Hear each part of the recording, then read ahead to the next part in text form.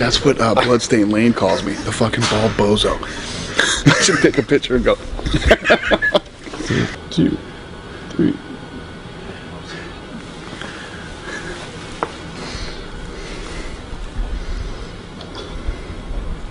Jesus Christ, I look red. I look as red as bozo.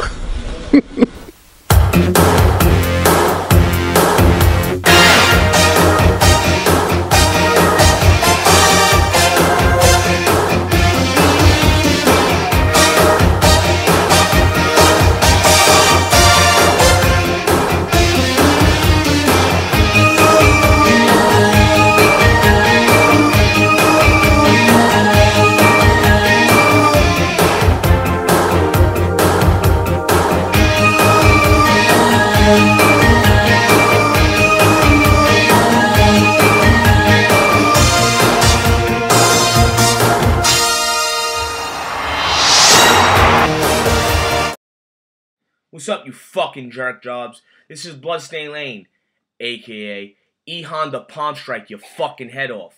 And in this video, I'm going to talk a little bit about everything in the world of combat sports. We're going to talk about Fedor Emelianenko's possible last fight, June 21st against Pedro Izzo. We're going to talk about Shogun's next opponent. We're going to talk about Semmy Schilt. And we're going to talk a little bit about Johnny Tapia, who recently passed away last week. First thing we're going to talk about, though, is the great last emperor, Fedor Emelianenko. Now, whenever you bring up Fedor's name in the MMA community, it's just always, he is the most controversial figure in the world of MMA. It caused a little bit of a rift and a civil war between hardcore MMA pride fans and the opposition being Dana White's slaves, his puppets, who hang on to every word he fucking says. Now, let's get this out of the way, okay? Fedor Emelianenko is the greatest MMA fighter, hands fucking down, of all time. Absolutely dominated his era, okay? Destroyed everybody in sight. 10 years of perfection. A 75% finish ratio. Always went for the kill, even if he had to go into the realm of his opponent's best strength to get that win. Namely, Minotauro Nogueira, when he fought in Minotauro's guard, when Minotauro had the deadliest guard in MMA. He stood up with Mirko Cro Cop, beat him at his best game. And even with his previous losses, he went into Fabricio's Verdum's guard because he smelt blood. But he didn't care because he wanted to get the fucking win. Because that's what fighters should fucking do. Get the win.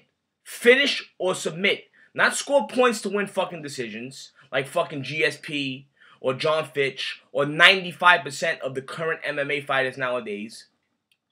Which, has me believing that really MMA is not even about fighting anymore. It's more of a sport. You win on points. It's a competitive, it's not about fight. It's not about going for that finish. It's not about getting that knockout.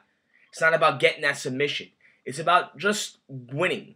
You know what I'm saying? Putting a guy against the cage, scoring points, knees to the thighs, standing on top of a guy, landing little short elbows, controlling the fight on the ground. It's not about winning and by knockout or submissions. These guys nowadays don't go for it like Fedor used to go for it. You know what I'm saying? And that's and this is why I say Fedor is the greatest MMA fighter of all fucking time. You could make a case for Anderson Silva, but like I said, 10 years of perfection, 75% knockout ratio. I mean, it's just astounding. Astounding. 5 UFC champions that he defeated in Andrei Arlovski, Tim Sylvia, Mark Coleman, Kevin Randleman, Minotauro Nogueira. And let's not forget, because a lot of people seem to fucking forget, that when Fedor fought Arlovski and Tim Sylvia, okay, those guys were both ranked in the top 5. People want to look now in the 2012 aspect, oh, Arlovski was a glass straw tomato can, Tim Sylvia sucks.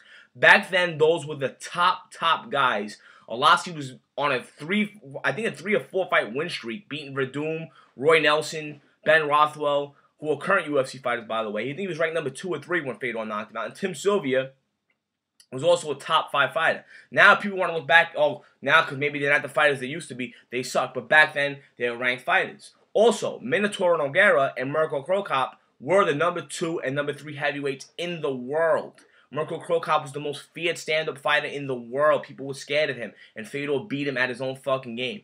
Minotauro Nogueira was the best submission guy in MMA, and Fedor beat him at his own fucking game. People seem to forget that. And even when you want to talk about other fighters like Heath Herring or Semmy Schilt, people want to look back. People want to, basically new fans want to stand up now. Oh, those guys suck. Those guys. Back then, those were ranked fighters. A lot of the guys that Fedor beat were top 10 ranked fighters. But since you're a fucking new fucking fan, you wouldn't know that. You wouldn't know that. You want to go by everything Dana White says. Dana White says, oh, Fedor's overrated, this and that. So what do they say about your current fighters that you have in the UFC now? Mark Hunt, who's on a 3-fight tear right now in the UFC, who Fedor demolished. Minotauro Nogueira, I guess he's not a legend, right? Since Fedor destroyed him 2 times. He's not a legend? I guess he's overrated too. We're going to go by that logic. You know what I'm saying? It's just fucking disgusting the way Fedor gets betrayed. And his legacy has been tarnished by a ball bozo fuck and his brainless fucking zombie fucking supporters who know nothing. Who just got into the sport 2008, 2009 and didn't get to witness the greatness that Fedor accomplished in Pride. And when he was in his prime and when he was hungry to fight. Because honestly, I got to be honest, as a Fedor fan, I think he lost that hunger. I don't think he really wants to fight anymore. I think he's just doing it just to do it. You know what I'm saying? You could tell in his approach that I don't think he wants to fight anymore. But when he did want to fight, when he was at the top of the game, his speed, his power, his hip movement, his submissions, I mean, it was jaw-dropping to watch. I mean, I've never seen a guy, a little short, 6 foot, 230-pound chubby guy as quick on his feet. It was almost like he was gliding when he was fighting. Like I said, man, if this is his last fight, thank you, Fedor Emelianenko. You are the greatest mixed martial arts fighter of all time. Top 10 greatest fighter of all time, period, any combat sport. You know what I'm saying? It's debatable who's that #1 spot, but you got to be up there for consideration. And it's a shame.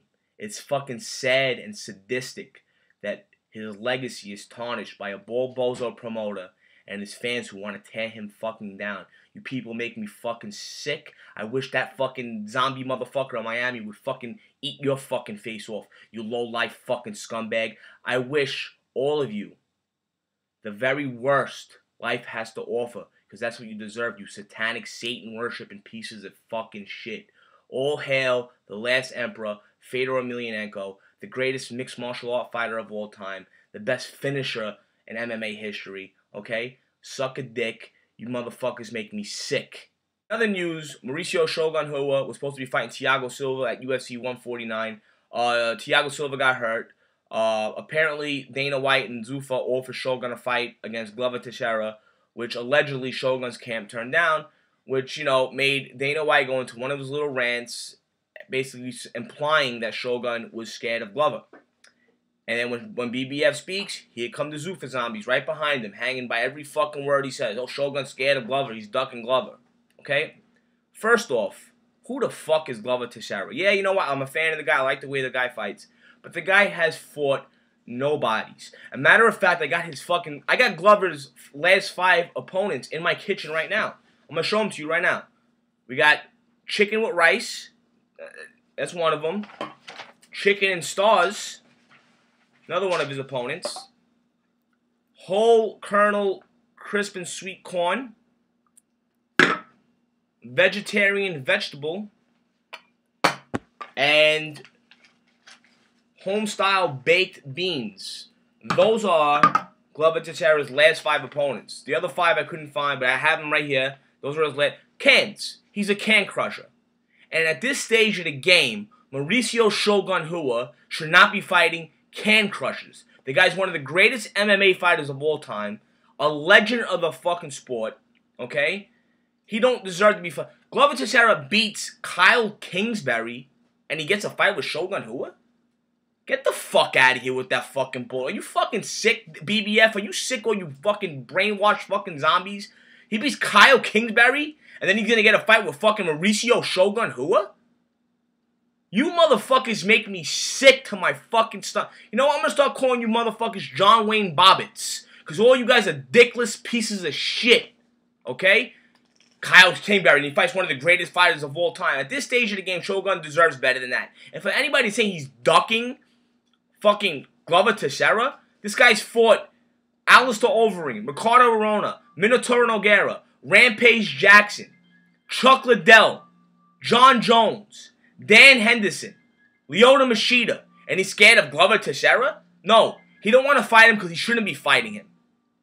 He should be fighting high-profile guys, not up-and-comer can crushers. When Glover starts beating better people, then he can fight a guy like Shogun Rua. Right now, he don't deserve him. At this stage of the game, Shogun should be fighting Rashad Evans, Lyoto Machida Part 3, Minotauro Nogueira Part 2, or even a fight against Gustafsson. Gustafsson deserves the fight, because at least Gustafsson beating some named guys, and he's built a nice little resume in the UFC. That's an up-and-coming guy Shogun should be fighting, not Glover Texiera. What does that do for Shogun in the rankings? Nothing. Nothing. Glover Texiera's down here. Shogun's up here. Beating Kyle Kingsbury doesn't make you get a fucking shot against Shogun Rua. So get the fuck out of here with that shit, man. Seriously. A couple more things I want to touch up on.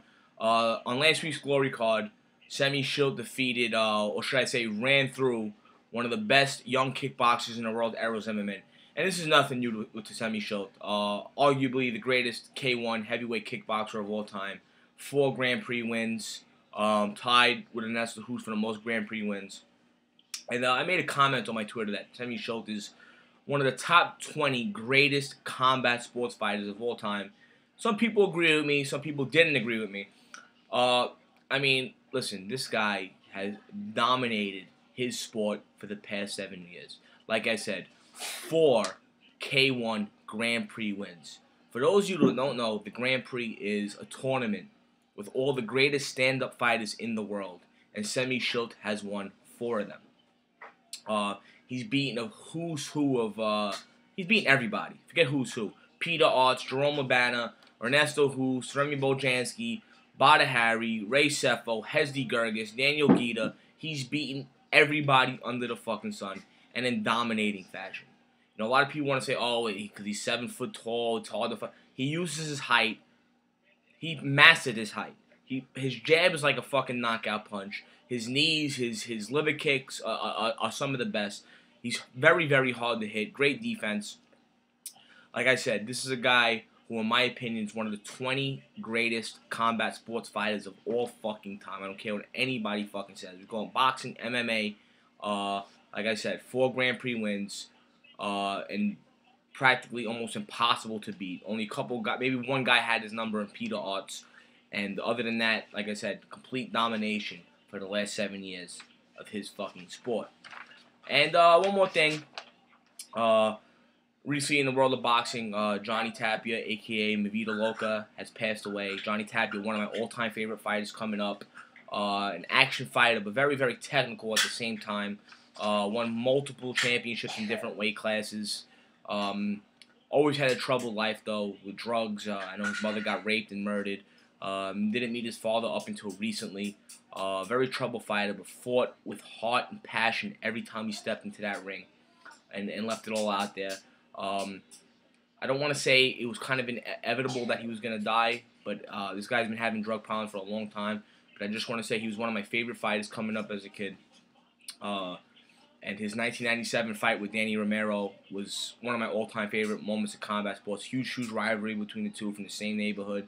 Danny Romero grew up in a home with loving parents. Johnny Tapia on the other side of the fence grew up poor, street life practically. And both of them went in that ring and dumped out. And Johnny Tapia ended up getting the win. Rest in peace, Johnny Tapia, one of my favorite fighters of all time.